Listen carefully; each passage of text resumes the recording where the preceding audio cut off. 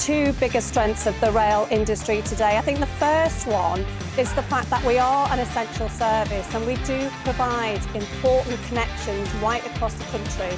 So if I take Northern as an example, we operate through 500 stations, 2,500 services a day, and that provides people with very important opportunities to work, to leisure, to education. And then the second one I'd bring out is that we are a lower carbon form of transport. We help get people out of cars.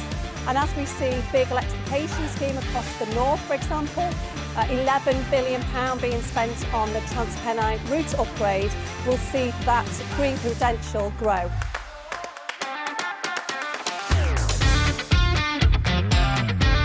I think some real opportunities lie ahead for the rail industry.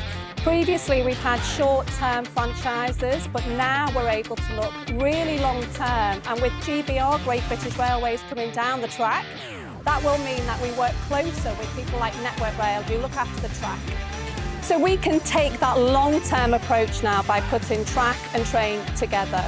One of the key things for us will be to get some new fleet. So some of our fleet are from the 80s.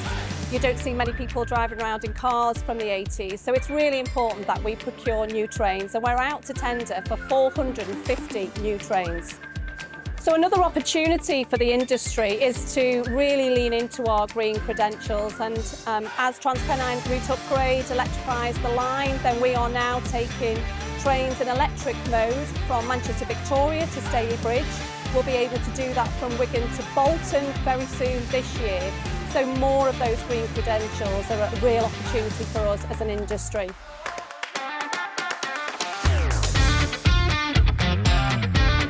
I think some of the main challenges affecting the industry right now is the need for modernisation. So we are still largely a paper-driven industry and lots of manual processes, not everywhere across the industry, but there is a real opportunity to bring in automation and some more modern working practices. We also want to reflect the communities we serve in a much better way. It is a male-dominated industry, that's just been history. But as we want to reflect our customer base, we do need to attract more diverse colleagues into our organisation. I always say rail is the best kept career secret. We want to get out there and show that we've got fantastic jobs in lots of areas such as stations, on trains, but also in some of those back office roles like marketing, like communications, finance, HR, etc. And then hopefully we can recruit more women, as an example, into the industry. I think another area that we need to improve on is in improving performance, because that will drive customer loyalty and that will increase our revenue and that will reduce our subsidy. So Northern, for example, is heavily subsidised by taxpayers. So by improving performance, increasing customer loyalty, we then drive up revenue and reduce subsidy. And then weather is a big challenge for us. We're seeing more storms, more named storms, and we've probably dealt with those as individual incidents more recently in the industry. But as those storms become business as usual, we need to plan and be responsive to those storms in a much more proactive way.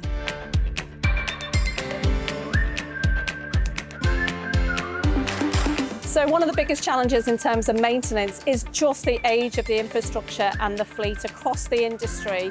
It's great that we are 200 years old this year in 2025, and actually the railway started in the north of England, in the northeast.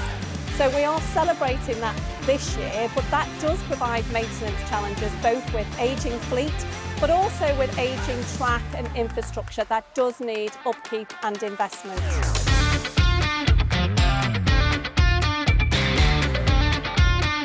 So in terms of tackling the challenges we face with regards to maintenance, then it is all about investing in our engineering team, who are brilliant. And we have some very experienced engineers who are very experienced in our old fleet.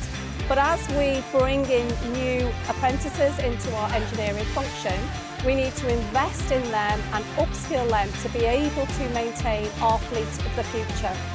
And that means investing in processes, in systems as well.